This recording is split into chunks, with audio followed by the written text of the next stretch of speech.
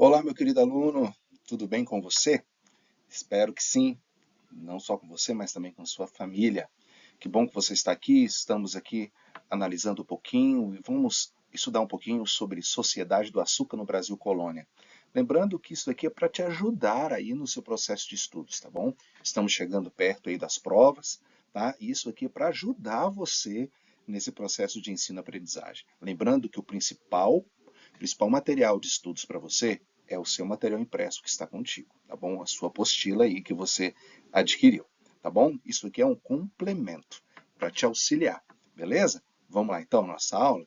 Então é o seguinte, vamos organizar um ponto aqui. Nós estamos começando a falar aqui do início aqui do período colonial do Brasil, tá bom? Antes disso, nós temos o período pré-colonial. O período pré-colonial ele ficou marcado por essa extração da madeira, do pau-brasil. Você lembra? Nós já falamos isso em sala de aula, tá bom? Da extração da madeira. A mão de obra era escrava indígena, tá bom? E a economia, basicamente, é essa questão do escambo e do extrativismo da madeira, tá? Comentamos também que, a partir de 1530, Portugal passou a ter a necessidade de colonizar o Brasil, de fato. Antes, Portugal tinha interesse econômico, mas não de colonização lá no período colonial. Aqui, agora, no início da colônia, nós já temos aqui uma ideia de colonização. Beleza? De colonização, então. Por quê? O comércio com as Índias já não estava sendo mais interessante. Então, Portugal então queria fazer dessa colônia lucrativa e povoá-la. Né? Outro ponto é porque Portugal estava sofrendo, digamos assim, com as invasões que estavam acontecendo aqui no Brasil, tá bom? Principalmente dos franceses. Então a ideia era o quê? Ela criar missões colonizadoras. Veio Martim Afonso de Souza, lá em 1530, com 400 homens, beleza? Fundou aí a Vila de São Vicente, que deu origem ao estado de São Paulo, né? Criou engenhos e começou a plantar açúcar, e Portugal percebeu que isso era interessante.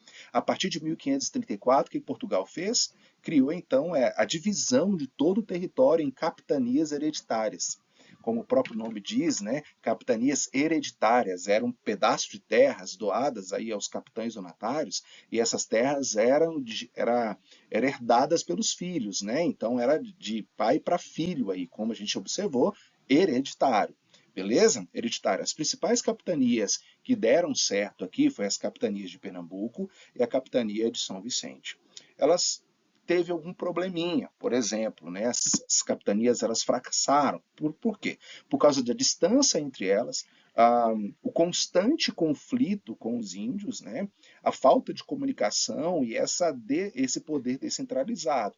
Então, o que Portugal fez? Percebendo esse fracasso das capitanias hereditárias, principalmente com essa questão do poder descentralizado, decidiu criar então os governos gerais. Tá bom? Os governos gerais que nós já vimos lá em sala de aula, um pouquinho sobre essa questão dos governos gerais. Tá bom? Então é o seguinte, esse território agora passou a ter o nome de América Portuguesa. E ele tem que ser lucrativo. Então o que Portugal fez?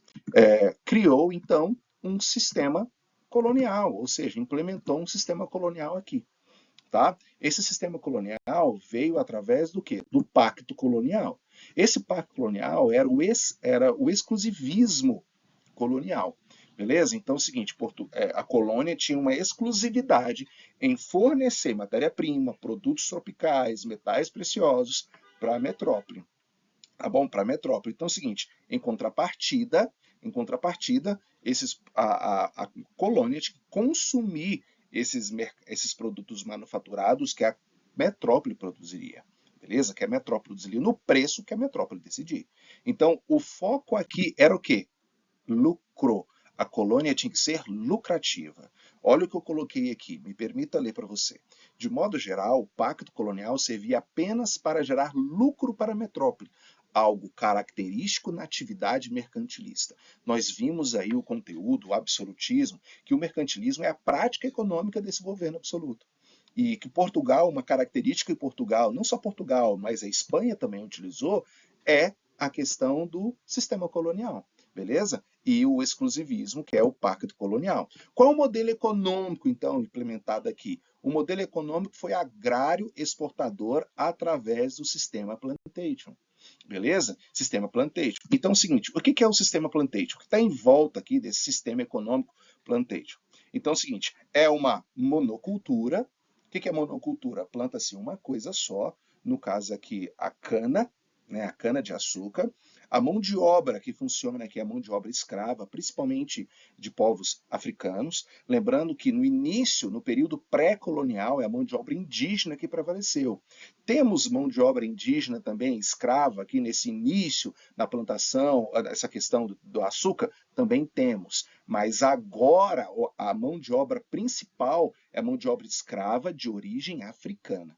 Beleza? Então, nós temos monocultura, que nós já falamos, um trabalho escravo, latifúndios, uma grande propriedade de terras, no caso, latifúndio para plantar essa cana de açúcar, e também voltado para o mercado externo.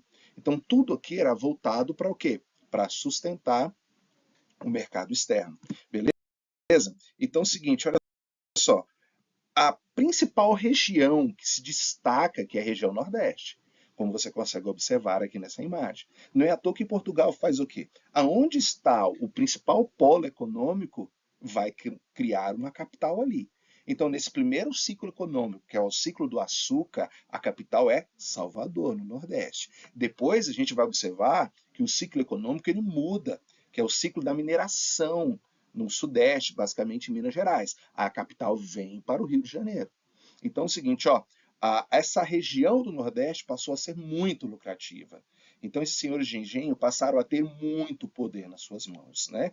Principalmente na compra de escravos, que não era algo barato. Somente quem tinha muito poder aquisitivo conseguia ter esse bem, beleza? Conseguia ter esse bem. Então como é que estava essa questão da administração nas vilas? As vilas era feita desse processo aqui, a administração, né? A organização política, basicamente, da região mineradora, é isso que você está vendo aqui. Você tem o rei, lá em Portugal, abaixo do rei você tem um conselho ultramarino, que é um órgão que vai cuidar de todas as terras além-mar. Abaixo desse conselho ultramarino você tem o governador geral, né? Que vai governar toda a colônia, administrar toda a região colonial, e abaixo daí você tem os capitães donatários e as câmaras municipais. Essas câmaras municipais, aqui você tem uma imagem da Câmara Municipal de Salvador, essas câmaras municipais, a princípio, eram uma forma de dar, digamos assim, legalidade jurídica. Esses colonizadores não vinham para cá sem regras, não queriam vir para cá sem regras. Então, a princípio, essas câmaras municipais eram para dar uma legalidade jurídica. Depois veio essa questão de legalidade administrativa, de trabalhar com essa questão administrativa também. Então, quem poderia fazer parte dessas câmaras municipais, que era o exemplo de administração nas vilas, que se tornaram municípios depois. Quem poderia fazer parte eram os homens bons. Quem são esses homens bons? Proprietários de terras. Então, falava o seguinte, que eram homens bons porque eram pessoas consideradas importantes. Então, grandes proprietários de terras, latifundiários, homens com mais de 25 anos de idade que poderiam fazer parte. Aqui a gente tem uma crítica a essa questão dos homens bons, por quê? Porque, na realidade, a gente vai ver que essas câmaras municipais elas vão criar recursos, vão criar impostos para sustentar essa questão do município, e todos os benefícios desses impostos são para os homens bons. Beleza? Para ajudar o quê? Na sua atividade econômica, na pavimentação, até as suas fazendas. Então, basicamente, não é um homem bom de fato. Olhando aqui, basicamente, a explicação daquilo que é a essência de um homem bom, de praticar a bondade, a gente percebe aqui que essa questão do homem bom, ele recebe esse apelido, mas na realidade a prática dele não era. Bom era ser político ali nesse caso, né? Não a prática dele, mas bom era ser político, viver dos benefícios do município ou se não benefícios do Estado. Então aqui a gente já percebe o início de um processo do quê? De desigualdade social, dentro dessa questão da criação dessas câmaras municipais, favorecendo apenas os mais poderosos, que era a elite, esses latifundiários era a elite. Né? Então, a escravidão nessa colônia, como a gente falou, o primeiro processo de escravidão foi a questão da escravidão indígena, mas isso foi decaindo com o passar do tempo. Por que foi decaindo? Como eu coloquei aqui, ó, foi fracassando. Por quê? As fugas com relação ao território, os indígenas conheciam a floresta, eles sabiam se comunicar, conversar com outras, criarem basicamente uma rebelião, e era fácil a fuga deles. A questão, principalmente, os indígenas também, outro ponto, começaram a diminuir. Por quê? O contato a questão das doenças, trazendo as doenças, como a varíola, como a gripe, a tuberculose, fez com que muitas sociedades indígenas elas diminuíssem, a questão dos conflitos que eram existentes, principalmente nesta região do açúcar, né, da região do açúcar, e outra, a questão que a igreja também ela vai meio que proibir a escravidão. A partir de 1530, quando inicia esse processo colonizador, vem para o Brasil as missões jesuítas, né? As missões jesuítas que tem como ponto principal a catequese, ou seja, catequizar esses indígenas e torná-los católicos, torná-los cristãos. Então a própria igreja, o governo vai perceber que esse índio, ele pode ser, que esse indígena, ele pode ser culturalizado, ele pode se tornar um cristão, um fiel da igreja, beleza? Um cidadão português. Então já vem essa questão aqui. Algo que agora vai começar a introduzir no Brasil essa questão da escravidão de povos africanos, a escravização de povos africanos. Né? Quando a gente começa a analisar a escravização de povos africanos, Portugal já usava isso, já utilizava essa questão do trabalho escravo negro lá no litoral, ou seja, ali em ilhas próximas ao continente africano, no Atlântico. Né? Então é o seguinte, ali já se plantava cana-de-açúcar, então alguns escravizados já sabiam manusear essa questão da cana. Futuramente, alguns escravizados já vão chegar ao Brasil já sabendo a questão de manusear algumas ferramentas, a trabalhar na mineração. Isso vai favorecer, então, que essa substituição da escravidão indígena para a africana seja importante ou seja efetiva. Outra questão, a dificuldade para os africanos de se rebelarem em terra distante de suas origens. O que o traficante fazia? O que o escravista fazia? Quando se trazia a mesma tribo, ele espalhava um pouco vai para o norte, outro vai para o sudeste, outro vai para o sul, para evitar que fiquem escravizados da mesma tribo, para evitar que eles possam se comunicar ou criar, basicamente, rebeliões. Né? Como eu já disse, essa questão do domínio de técnicas específicas. E outra, o lucro que a escravização trazia. O lucro que o tráfico negreiro trazia. E a Igreja Católica meio que autorizou, né? O Papa meio que autorizou a escravização de povos africanos, dizendo que seria bom, né? Ele poderia ter oportunidade de conhecer o ensino cristão, o ensino católico, poderia se converter e alcançar o céu. Uma visão meio controversa, acredito que você tem essa mesma visão que eu. Então é o seguinte, entramos de fato dentro dessa questão do ciclo do açúcar. Então, o que foi o ciclo do açúcar? O ciclo do açúcar foi o período onde a economia da colônia se baseava pela produção do açúcar. E por que plantar açúcar dentro desse território brasileiro? Plantar açúcar nesse território brasileiro porque ele era lucrativo, né? Então é o seguinte, era o principal produto, então. Essa cana ele vem da Índia para cá, e ali ele encontra lá no Nordeste um solo interessante, um solo de massapê, né, uma terra escura, bastante fértil. E outra, o mercado europeu tinha uma grande aceitação. E lembrando que o açúcar é algo viciante. Né? Não sei se você aí de casa consegue comer algo sem açúcar. Tem gente que já consegue. Mas assim, o açúcar é algo viciante, o nosso cérebro já assimila essa questão da dependência do açúcar. Então isso, quem vendia, quem produzia, principalmente no início dessa questão, ganhava-se muito dinheiro. Beleza? Ganhávamos muito dinheiro. Principalmente a questão de plantar açúcar era uma forma que Portugal tinha aqui na colônia de, digamos assim, de atrair investimentos. Principalmente investimentos externos, como destaco aqui. Investimento principalmente dos holandeses, né?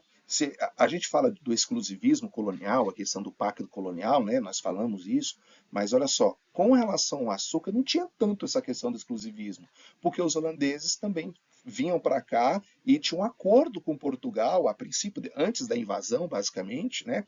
A invasão holandesa, ali já em meio ali ao século XVII, né, a gente vai ver essa invasão holandesa.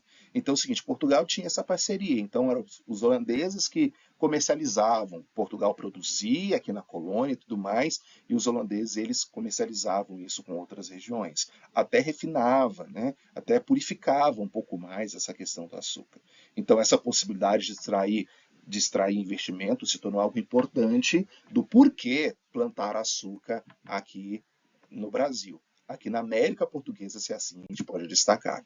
Então é o seguinte, essa sociedade de engenho, se assim a gente pode dizer agora, ela era formada pela Casa Grande, pela senzala, pela capela, que às vezes poderia ser ligado à própria Casa Grande, né, que era onde ficava o senhor, né, onde ficava o senhor ali, o senhor de engenho, mais a sua família, ou basicamente lugar separado, onde acontecia as missas, os batismos, os casamentos, né? A senzala, basicamente, era de chão batido, né? Poderia ficar dividido ali entre homens para um lado e mulheres para o outro. A casa de engenho, onde era feita a produção, né? A produção do açúcar, basicamente. Aqui a gente tem uma imagem que tenta idealizar um pouquinho de como era aí essa organização ali na fazenda, né? Na região produtora de açúcar. Então você tem ali a casa grande, percebe que esse quarto ali principal em cima está de olho para a senzala, porque o senhor ficava olhando os seus escravos, meio que vigiando ali, beleza? Meio que vigiando. Então é o seguinte,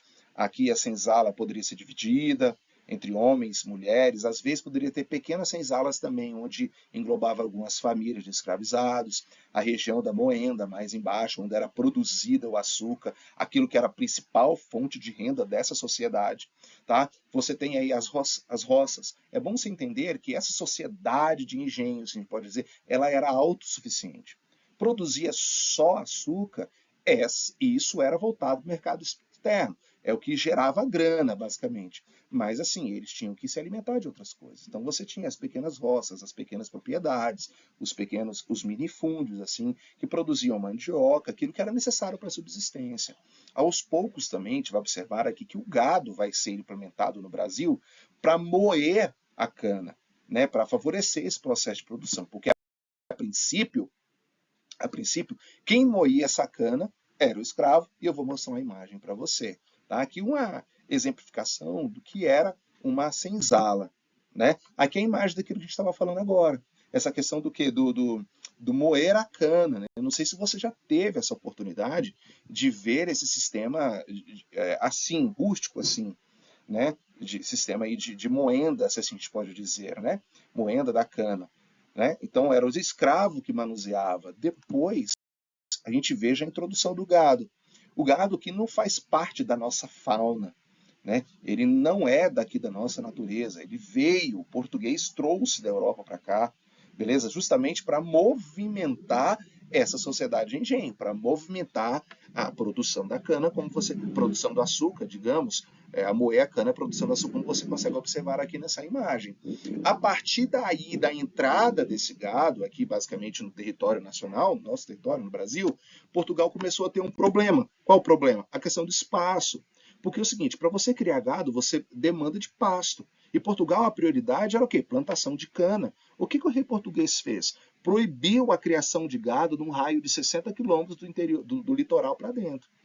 Isso teve uma consequência. Qual era a consequência? O território brasileiro, como por exemplo o Tratado de Tordesilhas, a pecuária, o avanço da pecuária ultrapassou o Tratado de Tordesilhas. E a gente coloca como um dos fatores para o mapa do Brasil ser nesse formato que é hoje, agora, né, está relacionado também ao avanço da pecuária, né, avanço da pecuária com a proibição da criação de gado no raio de 60 quilômetros, beleza? Perdão. Raio de 60 quilômetros. Então, essa sociedade de engenho, ela era basicamente, aí, as suas características, ela ruralizada, beleza? Ruralizada, formada por uma aristocracia rural muito forte, principalmente patriarcal, onde pessoas ricas, que era a aristocracia, são pessoas ricas, né, que governava esse sistema. No caso, era o senhor de engenho, né, que era o patriarca, uma sociedade que não muda do jeito que está, fica. Por isso que a gente chama de estamental. E escravista. O escravo era as mãos e os pés do senhor. A base de todo esse sistema, né? A base de todo esse sistema aqui. Então é o seguinte, esse patriarcalismo faz com que o senhor de engenho, o patriarca, o chefe da família, ele tinha toda a autoridade nas suas mãos. Né? Toda a autoridade. Isso era inquestionável. Ele tinha a questão da justiça, a questão econômica, política, ideológica, tudo nas suas mãos ali. Então aqui é ele que escolhia os casamentos dos seus filhos, das suas filhas, beleza? Então a gente percebe esse patriarcalismo dentro desse processo aqui da sociedade de engenho. Espero que você tenha entendido um pouquinho, tenha gostado dessa aula. Bom, a gente finaliza aqui. Espero que você tenha uma boa prova. Lembre-se que o principal material de estudos que você tem é o seu material impresso que está aí, tá? Que você adquiriu aí, que está com você. Isso aqui é um auxílio para a sua prova logo mais, tá bom? Deus abençoe. Um grande abraço.